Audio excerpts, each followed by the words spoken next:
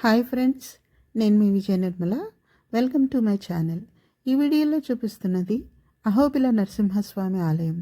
ఈ ఆలయం 14వ శతాబ్దంలో విజయనగర రాజులచే నిర్మించబడి ఎగువ అహోబిలం, దిగువ అహోబిలంగా ఉంది. ఇక్కడ నవనరసింహ ఆలయాలు ఉన్నాయి. ఎగువ అహోబిలాన్ని దర్శించడానికి ఉదయం 7 గంటల నుంచి సాయంత్రం 7 గంటల వరకు, దిగువ అహోబిలాన్ని దర్శించడానికి ఉదయం 6 నుంచి రాత్రి 8 గంటల వరకు అనువుగా ఉంటుంది. ఇక స్థల పురాణం ప్రకారం నరసింహస్వామి ఒక ఉగ్రస్తంభంలోంచి అవతరించి తన భక్తులైన ప్రహ్లాదుని హింసిస్తున్న హిరణ్యకశిపుని వధిస్తాడు. అలా వధించినప్పుడు ఏర్పడిన రక్తపు ధారల్ని కడిగివేయడానికి మందాకిని నదిని ఆహ్వానిస్తాడు. అందుకే ఈ నదిని భవనాశిని అంటారు. భవనాశిని అంటే పునర్జన్మ ద్వారా కలిగే పాపాలని నశింపజేసేది అని అర్థం.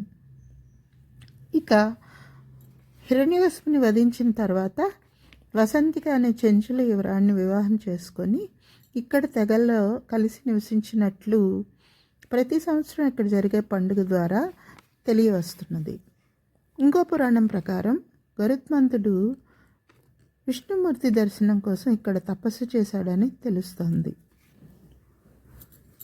ఇక్కడ నవనరసింహాలయాలని జ్వాలా నరసింహాలయం, అహోబిల నరసింహాలయం, మలాల నరసింహాలయం, వరాహ నరసింహాలయం, కరంజ నరసింహాలయం, భార్గవ నరసింహాలయం, యోగానంద నరసింహాలయం మరియు చట్రావట నరసింహాలయం అని అంటారు.